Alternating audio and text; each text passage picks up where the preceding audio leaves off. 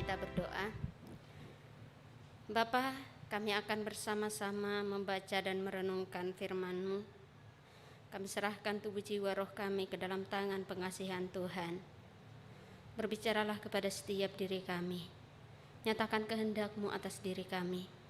Dan jadikanlah hati kami menjadi tanah yang subur, yang siap ditaburi oleh kebenaran firman-Mu, sehingga benih yang ditaburkan tidak berlalu begitu saja, tapi boleh tumbuh dan berbuah lebat di dalam setiap kehidupan kami.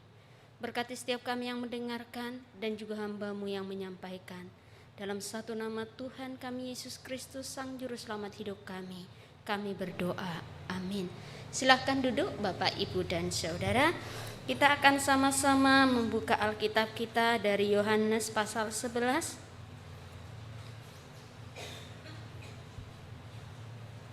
Yohanes pasal 11 ayat 1 sampai 44.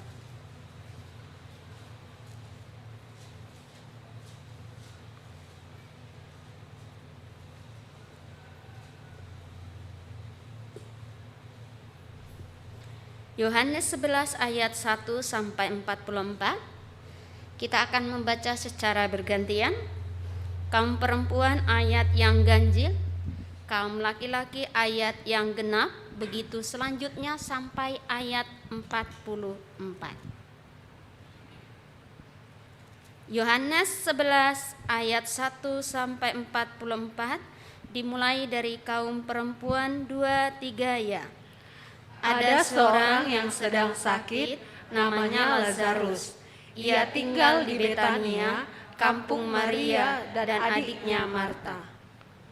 Maria ialah perempuan yang pernah meminyaki kaki Tuhan dengan minyak mur dan menyekanya dengan rambutnya. Dan Lazarus yang sakit itu adalah saudaranya. Kedua perempuan itu mengirim kabar kepada Yesus, "Tuhan, dia yang Engkau kasihi sakit." Ketika Yesus mendengar kabar itu, ia berkata, "Penyakit itu tidak akan membawa kematian, tetapi akan menyatakan kemuliaan Allah, sebab oleh penyakit itu anak Allah akan dimuliakan."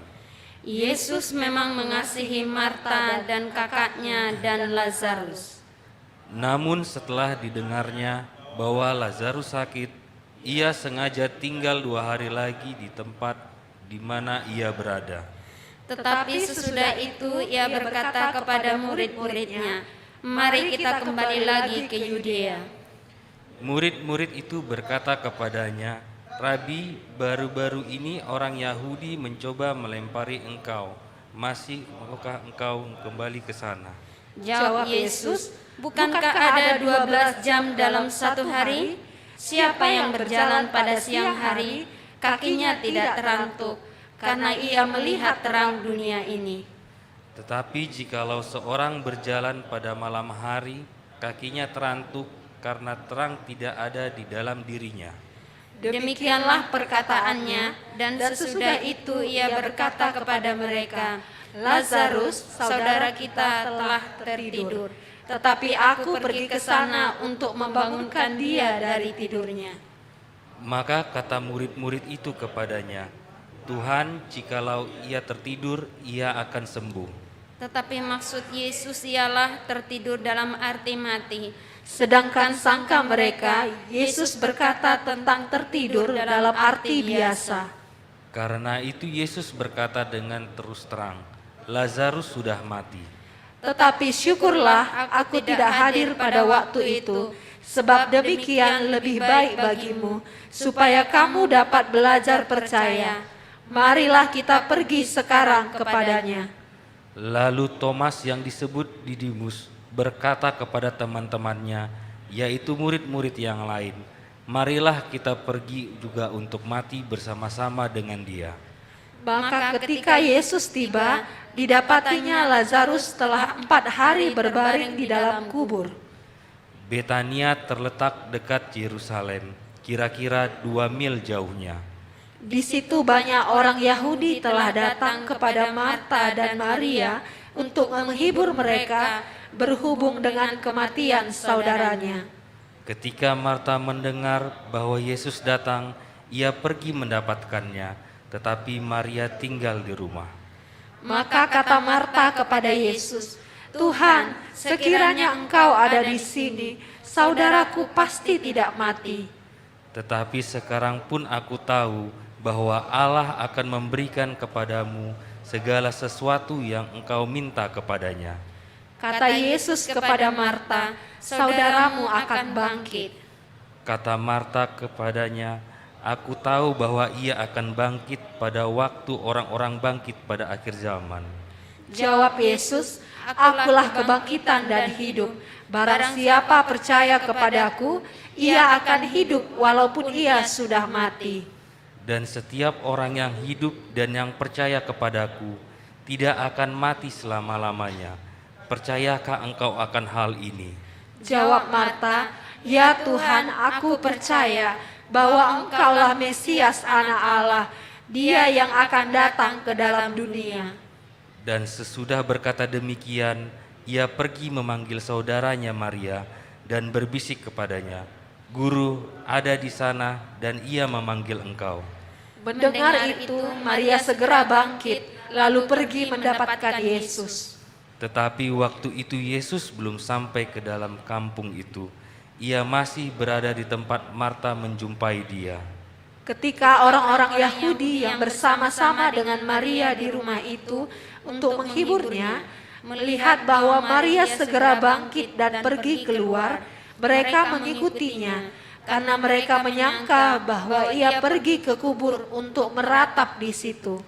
Setibanya Maria di tempat Yesus berada dan melihat dia, tersungkurlah ia di depan kakinya dan berkata kepadanya, "Tuhan, sekiranya engkau ada di sini, saudaraku pasti tidak mati."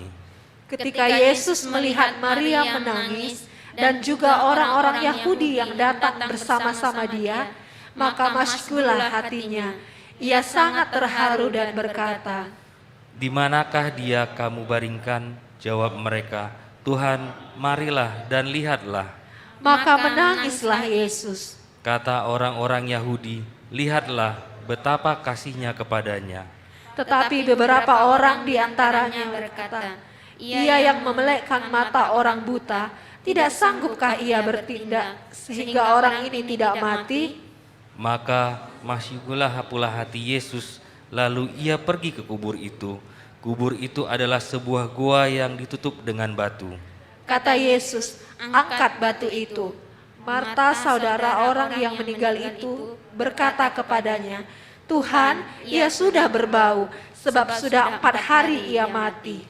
Jawab Yesus, "Bukankah sudah kukatakan kepadamu, jikalau engkau percaya, engkau akan melihat kemuliaan Allah." Maka mereka mengangkat batu itu. Lalu Yesus menengadah ke atas dan berkata, "Bapa, aku mengucap syukur kepadamu, karena engkau telah mendengarkan aku. Aku tahu bahwa engkau selalu mendengarkan aku, tetapi oleh karena orang banyak yang berdiri di sini mengelilingi aku mengatakannya supaya engkau percaya bahwa engkaulah yang telah mengutus aku." Dan sesudah berkata demikian, berserulah ia dengan suara keras, "Lazarus, marilah keluar." Orang yang telah mati itu datang keluar, kaki dan tangannya masih terikat dengan kain kapan, dan mukanya tertutup dengan kain peluh. Kata Yesus kepada mereka, "Bukalah kain-kain itu dan biarkan ia pergi." Sampai sedemikian jauh pembacaan firman Tuhan. Berbahagialah setiap kita yang suka membaca, merenungkan, dan yang terlebih melakukan kebenaran firman Tuhan dalam kehidupannya hari lepas hari. Tema kita pada pagi hari ini adalah kebangkitan dan hidup. Bapak, Ibu, dan Saudara, kisah yang sudah kita baca merupakan kisah yang menggemparkan seluruh dunia. Bahkan kisah itu juga menggemparkan orang-orang di zaman sekarang. Karena kisah itu merupakan kisah yang ajaib, kisah yang spektakuler, di mana orang yang sudah mati dibangkitkan. Kita mengenal mati suri, ya. Berita terbaru ada orang pura-pura mati suri karena terlilit utang. Ternyata untung belum sempat dikubur ya. Kalau dikubur ya kasihan juga gitu ya. Ternyata pas sudah di dalam peti ada yang menyadari dia bernafas begitu ya. Akhirnya dibawa diperiksa, ternyata setelah diselidiki pura-pura mati saja. Orang pikir mati suri. Jadi mati suri itu mati beberapa jam mungkin ya. Berapa jam ya secara medis? Istilah medis ada nggak sih mati suri? Mungkin kurang tahu lah. Pokoknya di Indonesia ini ada istilah mati suri ya. Jadi beberapa jam. Nah biasanya kalau kita pun untuk memastikan dia meninggal, setelah dinyatakan medis meninggal masih ditunggu beberapa jam. Nah, baru nanti orang yakin betul dia meninggal. Jangan-jangan mati suri begitu ya. Nah kalau ini adalah kisah memang betul-betul sudah mati.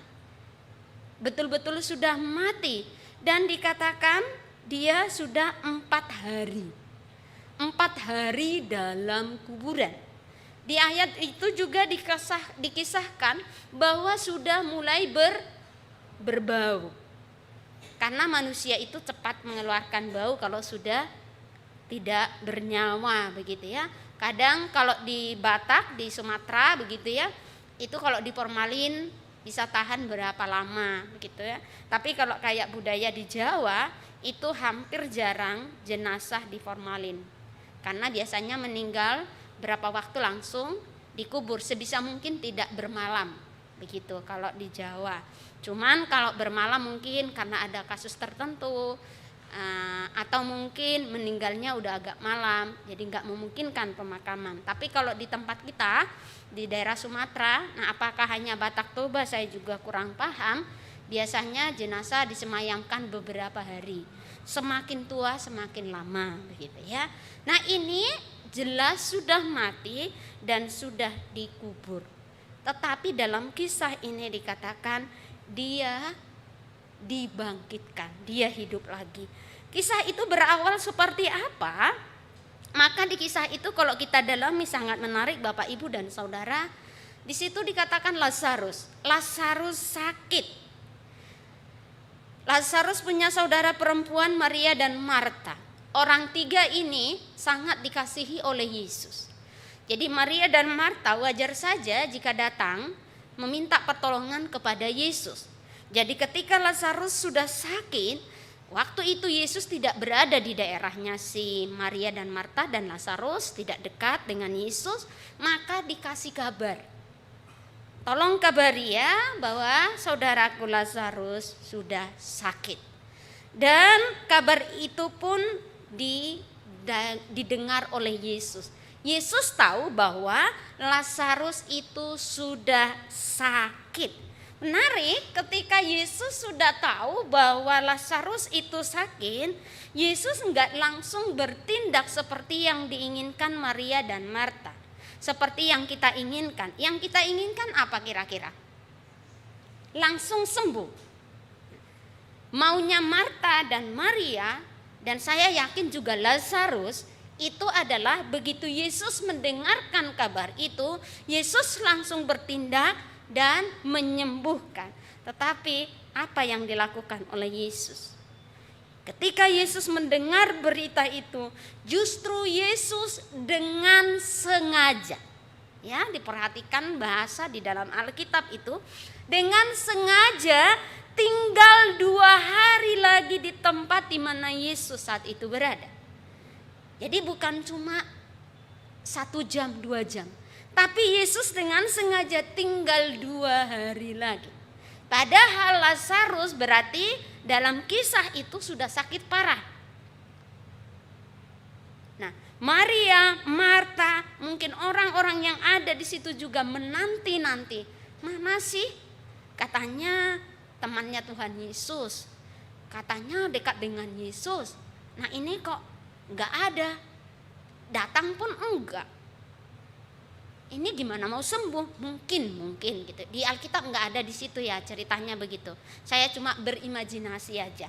Mungkin jika saya jadi tetangganya Maria dan Marta begitu ya, katanya dekat dengan Yesus begitu ya. Mana? Gitu ya. Kalau zaman sekarang katanya orang Kristen percaya, pengikut Yesus yang setia. Mana buktinya? Dia sakit tidak sembuh-sembuh. Mana buktinya? Ekonominya biasa-biasa saja. Malah orang yang nggak mengenal Yesus hidupnya di sana lebih makmur. Bisa saja seperti itu. Nah, waktu itu Yesus malah tinggal 2 hari lagi di tempat di mana Yesus berada. Nah, mungkin kita bertanya, mengapa ya? Padahal manusia itu apa yang diinginkan maunya segera terrealisasi. Betul dah Bapak Ibu Saudara? Manusia itu paling nggak suka menunggu, ya kan? Menunggu 1 jam aja rasanya bosan sekali gitu kan. Ini menunggu sesuatu hal, apalagi dalam kondisi sakit, wah itu rasanya waktu itu akan lama sekali berputar gitu. Nah, mengapa ya? Nah, menarik memang ketika mendalami ayat ini alasannya dicantumkan. Jadi kita tidak perlu membayang-bayangkan, ngarang-ngarang gitu ya. Ini alasannya dicantumkan di Alkitab itu. Mengapa? Di ayat yang keempat dikatakan Yesus berkata bahwa penyakit itu tidak akan membawa kematian, tetapi akan menyatakan kemuliaan Allah. Iya, Lazarus sakit, tapi sakitnya itu tidak akan membawa kematian. Justru dengan peristiwa yang terjadi atas Lazarus, Allah dimuliakan. Itu jawaban Tuhan. Dan yang kedua di ayat yang ke-15, supaya para murid belajar percaya. Termasuk kita adalah murid Kristus zaman sekarang. Supaya kita belajar percaya. Percaya itu apa toh? Begitu ya. Percaya itu betul-betul mengandalkan Tuhan sepenuhnya, menyerahkan diri kita sepenuhnya kepada Tuhan. Jadi membayangkan percaya itu kayak gini anak. Kalau kita punya anak kecil gitu ya, mungkin bapak ibu atau yang mbah, opung gitu ya, kakek nenek gitu kan, atau kita yang tante punya, kalau ada yang kecil mungkin umur 1 tahun 1,5, kalau badannya masih kecil loh ya, kalau badannya besar agak susah. Pernah ngelemparkan anak begini, gini, ya ditangkap gitu, ya kan? Nah, ketika kita buat begini, anak itu tenang kan? Tenang kan? Tenang. Malah tertawa, dia menikmati. Dan kira-kira kenapa anak itu kok tenang, nggak meronta? Dia percaya betul kepada kita. Kita akan begitu dia, hai gitu kan, kita tangkap, gitu kan? Nanti kita ulangi lagi, kita tangkap. Anak itu senang sekali. Dia nyaman sekali, dia tahu betul bahwa ayahnya, ibunya, orang yang mengangkat dia itu adalah dipercaya. Jadi itu artinya percaya. Jadi percaya kepada Yesus itu betul-betul tidak lagi menggunakan tidak lagi mengedepankan logika. Tetapi firman Tuhan berkata seperti itu, ya dan amin. Nah, itu yang mau diajarkan kepada para murid. Karena setelah manusia jatuh dalam dosa, untuk percaya bagi manusia itu bukan hal yang mudah. Logika sudah mulai berpikir.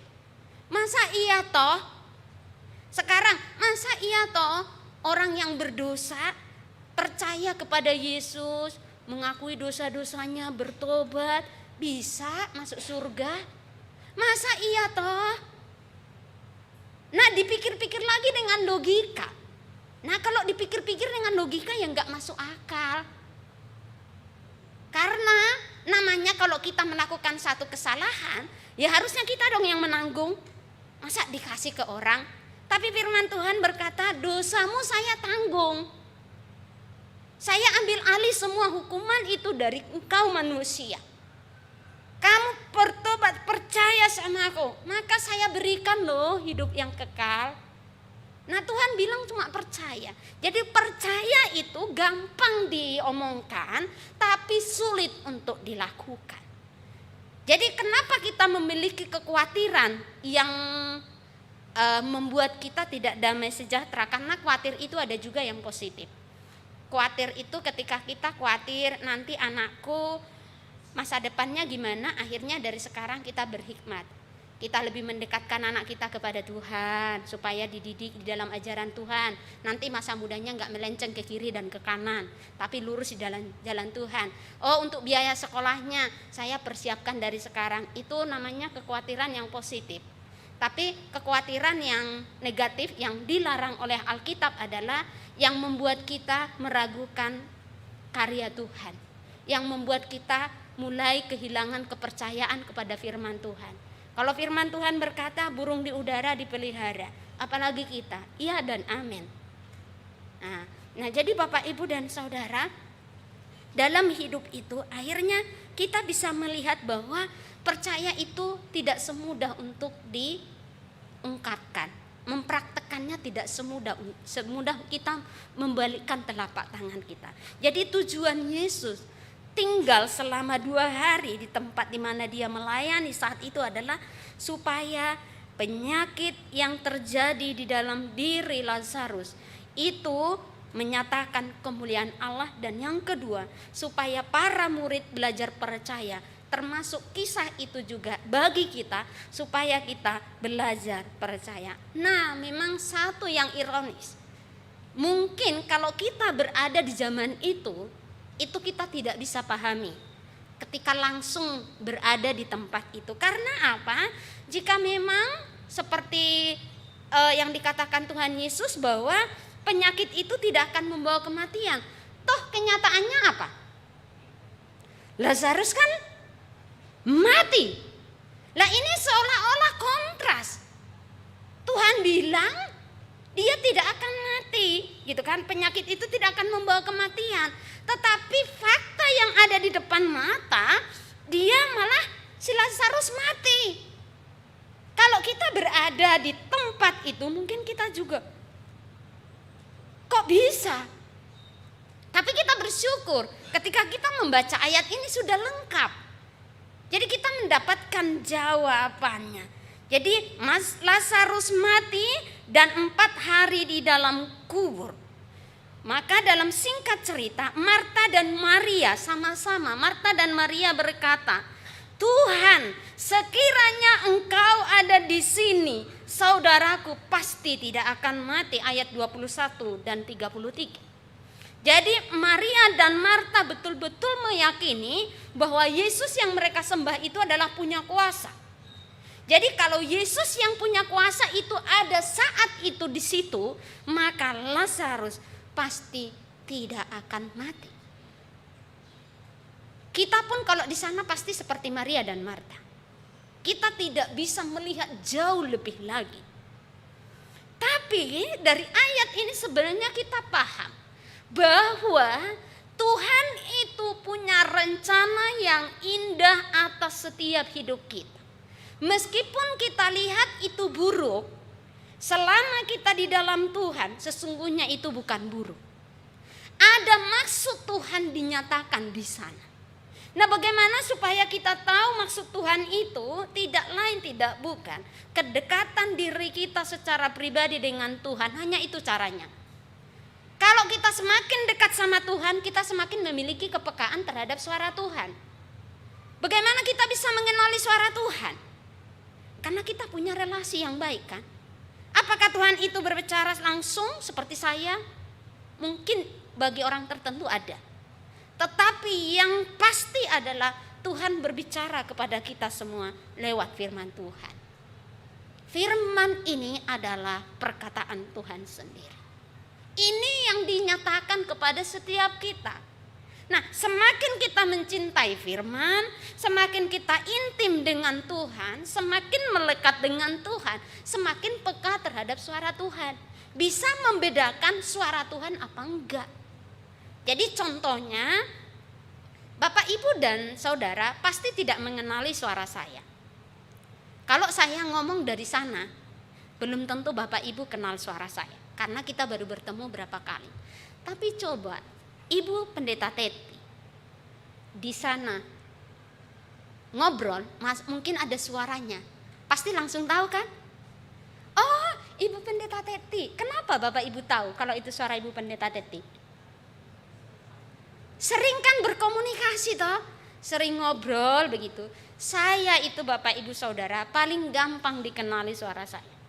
Jadi saya itu mau dimanapun saya, jemaat di tempat saya pasti kenal saya. Suara itu langsung kalau resmi mereka manggil ibu, tapi kalau nggak resmi manggil kakak. Saya di sana lebih banyak dipanggil kakak, gitu ya, karena ngajari anak-anak juga jadi kakak, gitu ya. Opungnya manggil kakak, anaknya manggil kakak, cucunya manggil kakak. Jadi saya di sana tetap muda, karena nama saya di sana saya dianggap tua, karena pikiran mereka roh tua kan, tua, gitu. Jadi saya itu kalau tidak di gereja yang ada Bataknya.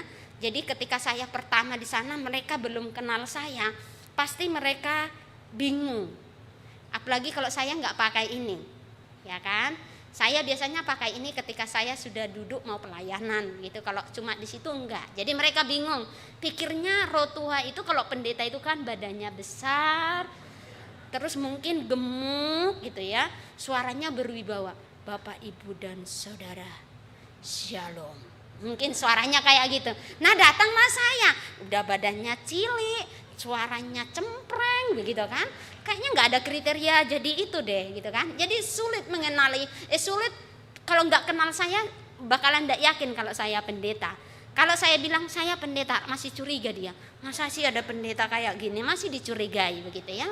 Nah tapi kalau jemaat di tempat saya, mau saya pakai apapun begitu kan, suara saya begitu didengar langsung, oh itu Kak Rotwa, gitu kan. Itu dia. Kenapa mereka kenal? Ya itu tadi, karena kami sering komunikasi. Kami sering komunikasi dua arah. Nah kita pun harus komunikasi dengan Tuhan kita lewat firman, lewat doa. Komunikasi dua arah dengan Tuhan itu kalau doa jangan cuma meminta saja. Tuhan berikanlah ini Tuhan begini atau jangan laporan tok gitu ya, laporan Tuhan ini sudah begini Tuhan. Nah tapi ada waktunya kita hening cuma diam aja, diam nikmati keteduhan itu gitu kan. Nanti bisa saja loh langsung kita itu langsung buka ayat, bisa saja loh itu Tuhan berbicara kepada kita lewat ayat, itu bisa. Banyak cara Tuhan untuk berbicara kepada kita. Jadi semakin kita memiliki relasi yang baik, relasi yang intim dengan Tuhan, semakin peka terhadap suara Tuhan. Jadi orang Kristen harusnya memiliki kepekaan terhadap suara Tuhan. Nah bagaimana itu terjadi? Kalau kita memiliki relasi yang intim dengan Tuhan, kita tidak sulit membedakan manakah suara Tuhan, mana suara yang bukan dari Tuhan. Karena firman itu adalah suara Tuhan. Jadi Bapak, Ibu dan Saudara, Marta dan Maria berkata, Tuhan, sekiranya Engkau ada di sini, saudaraku pasti tidak akan mati. Iya, mereka tahu Yesus berkuasa. Dan Yesus sanggup melakukan mukjizat. Tetapi batas mereka hanya sebatas ketika saat itu Yesus datang, mereka akan mengalami satu mukjizat dari Tuhan untuk saudaranya Lazarus. Tetapi sekarang Yesus tidak datang, tidak ada lagi harapan. Saudaraku sudah mati, dia sudah di dalam kubur 4 hari, sudah berbau busuk. Jadi pada saat itu seolah-olah Marta dan Maria sudah tidak ada lagi pengharapan akan hal itu. Tetapi Tuhan itu bekerja dengan sempurna, Bapak Ibu Saudara. Jadi Tuhan itu bekerja bukan dengan cara kita. Kadang kita ingin Tuhan bekerja seperti cara yang kita mau. Kita dengarkan kesaksian orang misalkan, Tuhan menyembuhkan dia dengan cara seperti itu. Kita pengen seperti itu. Padahal Tuhan yang kita sembah, Tuhan yang tidak terbatas. Dia bisa melakukan segala sesuatu untuk kebaikan kita. Maka kalau kita lihat di Alkitab Bapak Ibu dan Saudara, hampir bisa dikatakan tidak ada pola yang sama terus untuk melakukan satu mukjizat. Misalkan menyembuhkan. Ketika Yesus mau menyembuhkan mata yang buta, ada yang cuma di gini sembuh gitu kan. Tapi ada ketika Yesus meludah terus diaduk-aduk baru disembuhkan begitu. Jadi artinya apa? Supaya kita tidak terpola. Jangan terfokus kepada cara, tapi kita harus beralih kepada yang sumber, yaitu Yesus sendiri. Jangan teralihkan kepada kesembuhannya, tapi fokusnya adalah kepada Tuhannya. Kesembuhan itu adalah bagian dari karya Tuhan. Yang paling penting dalam hidup ini adalah sumbernya. Siapa itu? Yesus Kristus. Jadi Marta dan Maria sebenarnya sama seperti kita. Ketika Yesus tidak bertindak seperti apa yang mereka harapkan, maka saat itu mereka berkata, sudah tidak ada lagi jalan. Terlambat sudah. Nah, Yesus berkata bahwa saudaramu akan bangkit. Inilah perkataan yang sering kita, ayat ini yang sering kita bacakan, bahkan di dalam kematian hampir selalu ini muncul ayat ini. Bagian dari penginjilan ketika melayani kematian. Saya hampir sering sekali membawakan ayat ini. Di ayat yang ke-25 sampai 26, Yesus berkata, "Akulah kebangkitan dan hidup. Barang siapa percaya kepadaku, ia akan hidup, walaupun ia sudah mati. Dan setiap orang yang hidup dan yang percaya kepadaku tidak akan mati selama-lamanya." Diakhiri dengan sebuah pertanyaan, percayakah engkau akan hal ini? Jadi di sini ditegaskan, Yesus berkata, saudaramu akan bangkit, saudaramu akan hidup. Mungkin Maria dan Marta, gimana mau hidup? Sudah mati kok, sudah mati, sudah berbau, itu tidak mungkin. Logika kita berkata seperti itu ya, betul ya. Sudah busuk kok, 4 hari udah berbau. Tidak mungkin, orang-orang yang di sekitar itu pun percayanya tidak mungkin. Tapi Yesus berkata, akulah kebangkitan dan hidup. Sebenarnya Yesus mau mengajarkan sesuatu yang lebih dalam kepada Marta dan Maria dan juga kepada murid dan semua orang termasuk kita, bahwa iman itu melampaui. Iman itu melampaui akal dan pikiran kita.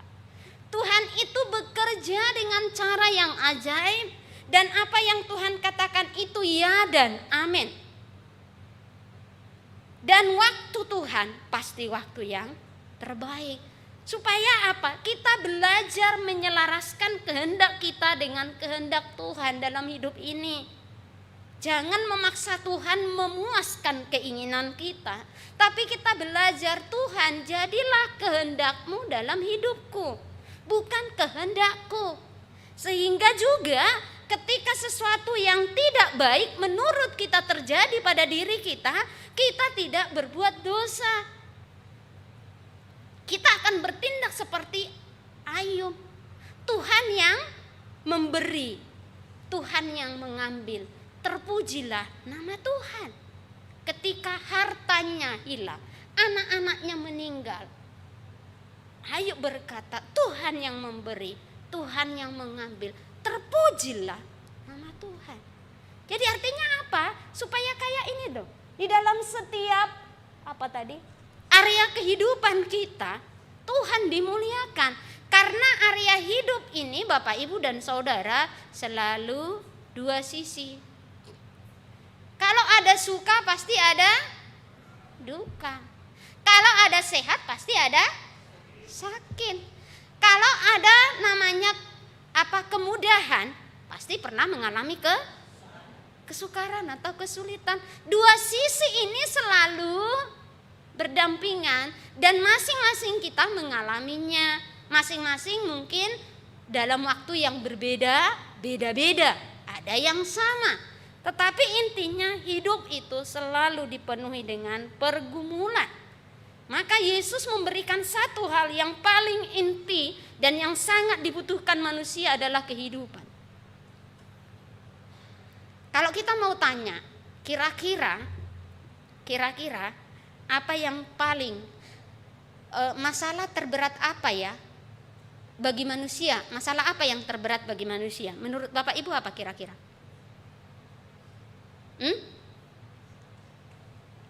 Ya, dosa. Masalah terberat manusia adalah dosa. Karena dosa itu membawa kepada kematian. tetapi kita bisa melihat Yesus berkata, akulah kebangkitan dan hidup. Jadi semua sudah diatasi oleh Yesus. Ketika Yesus berkata, akulah kebangkitan dan hidup, bagaimana supaya bisa mengalami kebangkitan itu? Bagaimana supaya kita memiliki hidup di dalam Kristus? Dilanjutkan di situ, caranya adalah barang siapa percaya kepadaku, percaya. Percaya itu mempercayakan diri kita sepenuhnya kepada Tuhan. Tidak ada titik keraguan 0,1%, tidak ada. Itu percaya. Jadi anak kecil itu tidak memiliki keraguan 0,1% pun tidak. Jadi kita betul-betul percaya Yesus adalah Tuhan dan Juru Selamat. Jadi kita mempercayakan hidup kita sepenuhnya kepada Tuhan. Bagi yang percaya dikatakan ada sebuah jaminan. Ia akan hidup walaupun sudah mati. Jadi kehidupan itu yang dimaksudkan Tuhan bukan hanya hidup setelah meninggalkan dunia ini. Karena setelah manusia jatuh dalam dosa, sesungguhnya kan sudah mati. Kematian secara rohani. Tetapi siapa yang percaya kepada Yesus Kristus, maka dia memperoleh hidup. Jadi sampai sekarang ini kita hidup. Karena ada manusia yang hidup tapi tidak hidup, mati. Mati secara rohani. Kalau saya ngomong gitu bisa ya. Nah, jadi mati secara rohani. Tapi ketika percaya kepada Yesus, kematian rohani sudah tidak ada lagi. Kita memperoleh hidup. Dan setelah kita meninggalkan dunia ini, kita memperoleh hidup yang kekal. Wow, suatu yang luar biasa. Tidak ada yang bisa memberikan ini selain Yesus Kristus, Bapak, Ibu, dan Saudara. Hanya satu pribadi, yaitu Yesus Kristus. Maka dikatakan kita akan hidup walaupun sudah mati. Kematian secara fisik ini harus terjadi. Siapa di sini yang nggak mau mati? Ada? Saya nggak mau. Soalnya nanti kalau nggak mati, bayangkan kita sudah umur 200 tahun misal, 100 tahun lah. Karena nggak mau mati misalkannya, kita 100 tahun, yang lain kan sudah datang nih, yang muda-muda, yang lain sudah pada mati, yang lain sudah kita toh itu kita hanya kita, gitu ya, hanya kita pasti stres, betul kan? Nggak usah kita membayangkan itu. Kalau kita punya nenek, punya opung yang sudah tua, teman-temannya sudah dipanggil Tuhan, biasanya bilang, oh ya Tuhan, kapanlah kamu panggil mati, begitu ya. Tolonglah Tuhan supaya aku mati. Nah kenapa? Kalau kita tanya, nah teman-temanku semua sudah pada meninggal, sudah pada mati. Si A sudah, bahkan yang di bawahku juga sudah, semua yang di atasku juga sudah, tinggal saya. Nah kan dia jadi sepi. Nah itu tandanya memang bahwa manusia itu sebenarnya meskipun dibilang aku ingin hidup 1000 tahun lagi, itu cuma kiasan saja, begitu ya. Kita pasti mati. Tapi meskipun demikian, kira-kira apakah semua orang siap mati? Ternyata banyak orang yang takut mati. Kenapa takut mati? Bisa alasannya takut mati karena masih punya tanggung jawab. Gitu ya, maksudnya jika seorang suami masih punya anak, tanggungan yang banyak, misalkan istri masih kecil-kecil. Nah biasanya saya kalau sama jemaat, kalau dia udah sakit gitu ya, serius sakitnya saya lihat, saya akan tanya, kalau bapak kira-kira sudah siap mati apa belum? Gitu kan, shock dia mendengar. Nah iya kan, oh ini karena pendetanya Batak begitu ya, jadi to the point pertanyaannya. Shock gitu kan. Akhirnya, loh kenapa? Udah siap mati apa belum? Akhirnya dia jawab, belum Bu. Lah kenapa? Gitu kan. Nanti soalnya anakku masih ini, itu masih ini. Baru nanti di situ kita menguatkan. Maksudnya ya semua orang pasti mati. Jadi Bapak mempersiapkan diri, keluarga mempersiapkan diri. Kalau toh sudah waktunya Tuhan, anak-anak pasti dipelihara Tuhan. Pasti ada jalan Tuhan. Kalau memang sudah waktunya dipanggil usia muda kan, berarti Tuhan pasti punya rencana atas itu. Tapi kadang ada juga yang menjawab begini, kenapa takut mati? Lah nanti kalau saya mati kemana ya? Begitu ya. Nah, baru kita masuk penginjilan gitu ya. Nah, nanti bilang kalau mati itu kebahagiaan. Nah, gitu ya. Memang di Kristen ini menarik loh. Mati itu bukan menakutkan, tapi mati itu adalah sebuah kebahagiaan. Karena apa? Mati itu menjadi pintu masuk bagi kita menikmati kehidupan yang kekal, kehidupan yang di surga. Karena semua manusia pasti mati, begitu kan?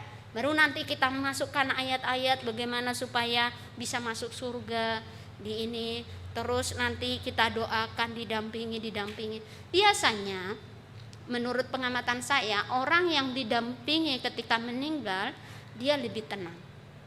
Jadi menurut saya belum pernah sih menghadapi sendiri begitu ya. Tapi dari perjalanannya, masa-masa kritis orang mau meninggal itu masa-masa menakutkan. Jadi menurut saya justru perlu didampingi, entah itu keluarga, entah itu pendeta, mempersiapkan dia betul-betul bisa siap masuk kepada kematian itu. Nah, itu yang biasa kita lakukan beberapa kali mendampingi orang yang meninggal begitu ya. Orang yang mau meninggal sampai dia meninggal. Nanti ketika pendampingan itu kita bisa tahu ada sesuatu. Adakah okultisme dalam dirinya yang belum dilepas, itu bisa ketahuan ketika intens mendampinginya gitu ya. Jadi prinsipnya orang itu secara umum takut mati. Nah, yang paling bahaya adalah ketika takut mati karena nggak tahu dia kemana. Nanti jangan-jangan gentayangan, jangan-jangan jadi kuntilanak gitu ya, jangan-jangan jadi genderuwo. Kalau di kita ini apa ya nama hantu di tempat kita? Apa ya, begu gajang? Begu gajang, begu pede mungkin ya, begu satonga pede mungkin begitu ya. Pokoknya begulah, jadi begulah dia gitu kan. Nah, kalau di daerah Jawa sana ada kuntilanak gitu ya, ada genderuwo, banyak sekali nama-namanya gitu kan.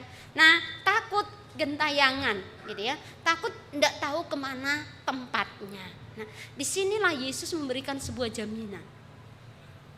Dikatakan bahwa siapa yang percaya kepada Tuhan Yesus, setiap orang yang percaya kepada Yesus, dia akan hidup meskipun dia sudah mati.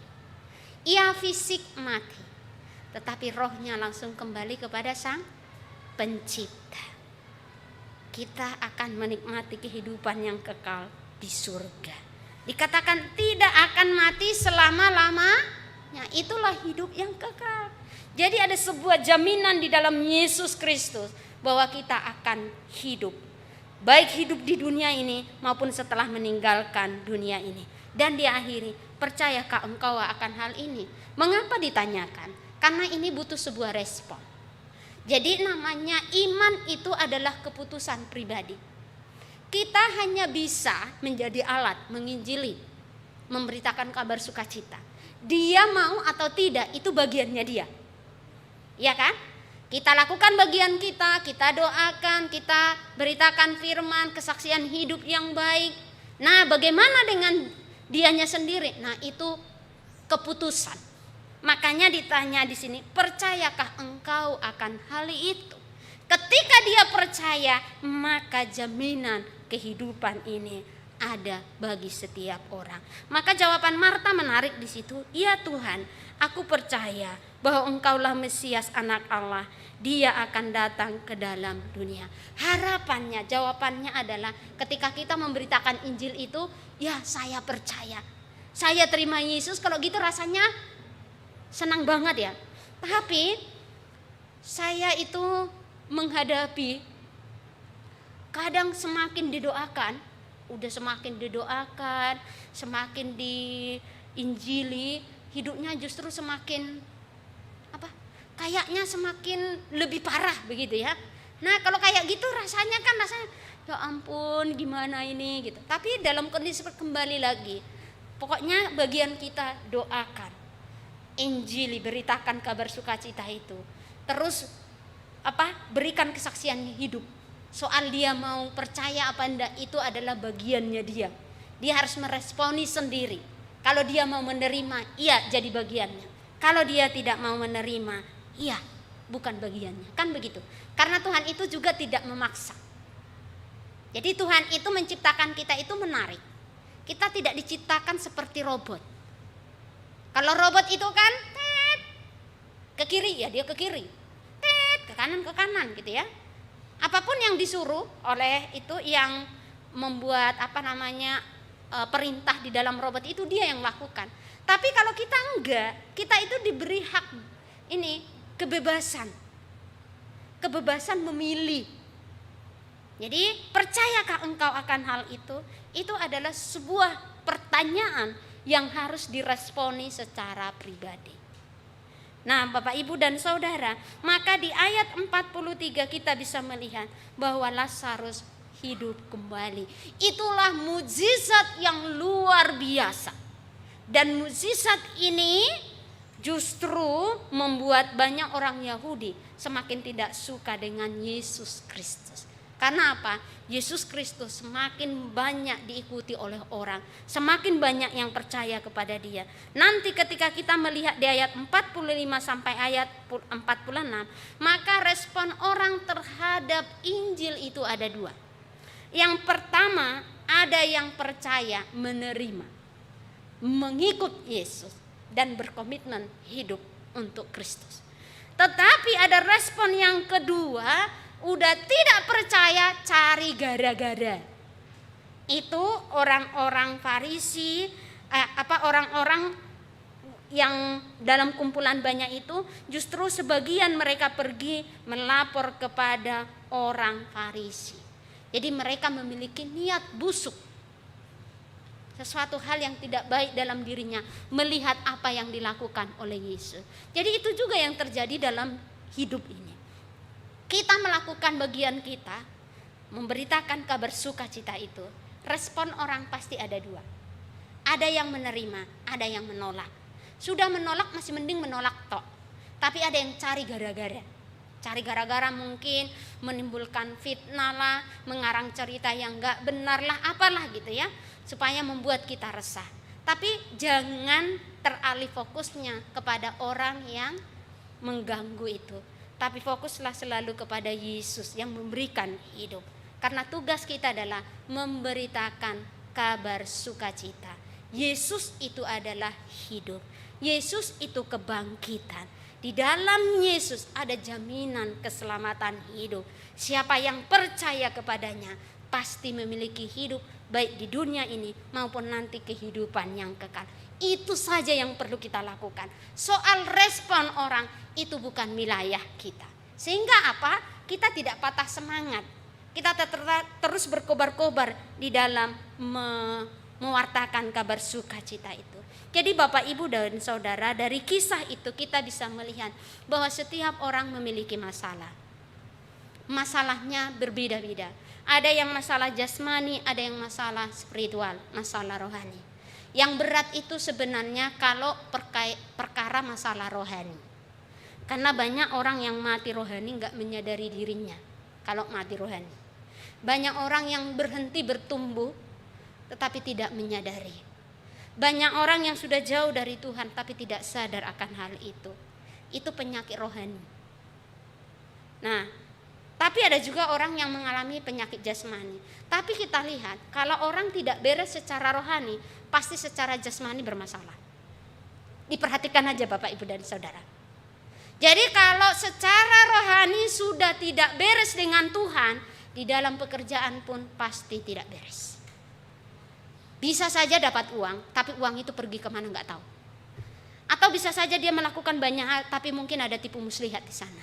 Enggak bekerja dengan benar.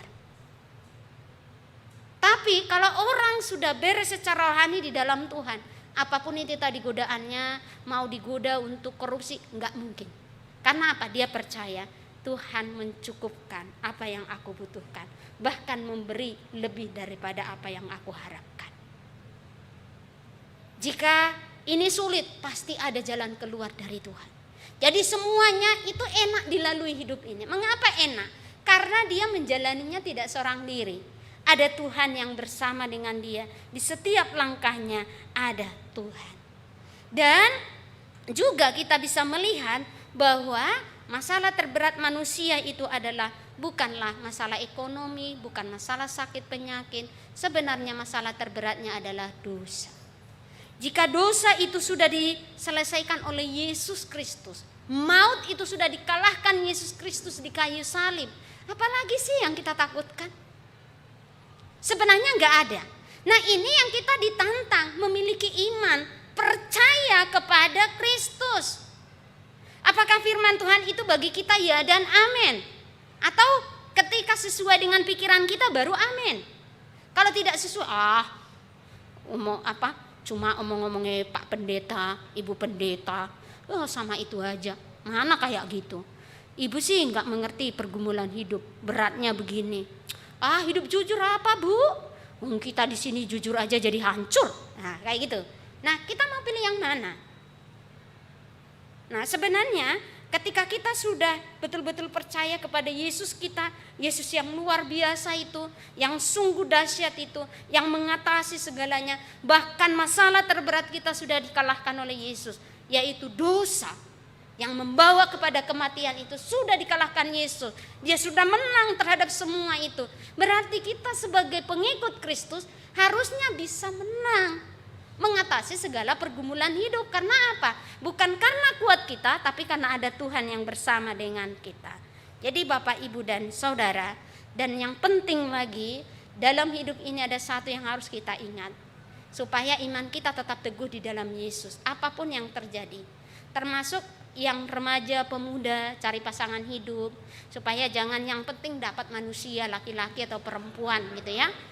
Ya banyak loh, saya banyak melayani itu pergumulan kita terbesar ya, karena populasi kita kan lebih sedikit, ya kan. Nah, untuk mencari pasangan hidup yang seiman itu butuh perjuangan khusus loh, ya, perjuangan khusus. Karena apa? Nanti biasanya kalau sudah pengen nikah itu biasanya yang datang itu yang berbeda. Itu godaannya kan gitu nih. Yang datang banyak yang lamar. Akhirnya ada kayak gitu. Daripada saya sudah perawan tua gitu kan. Nggak apa-apa, nanti pertama-tama kan cuma nikah tok yang berbeda. Nanti saya yang menginjili. Alah ya toh. Padahal dia kan kalah sebenarnya. Akhirnya menikah. Banyak loh kisah kayak gitu, menikah. Setelah menikah dia nggak boleh lagi beriman seperti imannya awal. Itu kan bisa, gara-gara pekerjaan bisa. Ada kok orang karena dia beriman kepada Kristus nggak bisa naik jabatan. Pilih mana, naik jabatan atau tetap beriman di dalam Yesus. Nah kan begitu. Tapi ketika kita betul-betul memahami bahwa ada jaminan keselamatan di dalam Yesus Kristus, kita akan tetap beriman teguh kepada Kristus.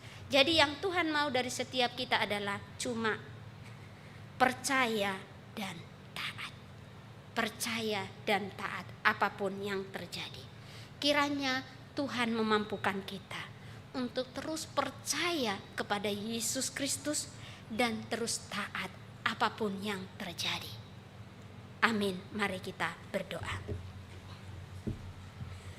Bapa di dalam surga, kami bersyukur Bapa untuk ibadah yang sudah kami lakukan.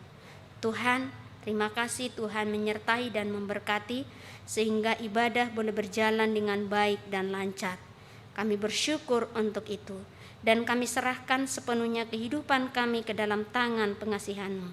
Kiranya Tuhan terus memampukan kami menjalani kehidupan ini, supaya kami senantiasa boleh setia dan taat kepada Engkau, mempercayakan hidup kami sepenuhnya hanya ke dalam tangan pengasihan-Mu.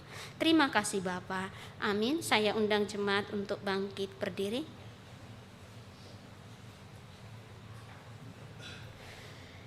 Jemaat kekasih Kristus, masukilah kehidupan saudara dengan sukacita, dan sekarang arahkanlah hati saudara kepada Tuhan dan terimalah berkat Tuhan.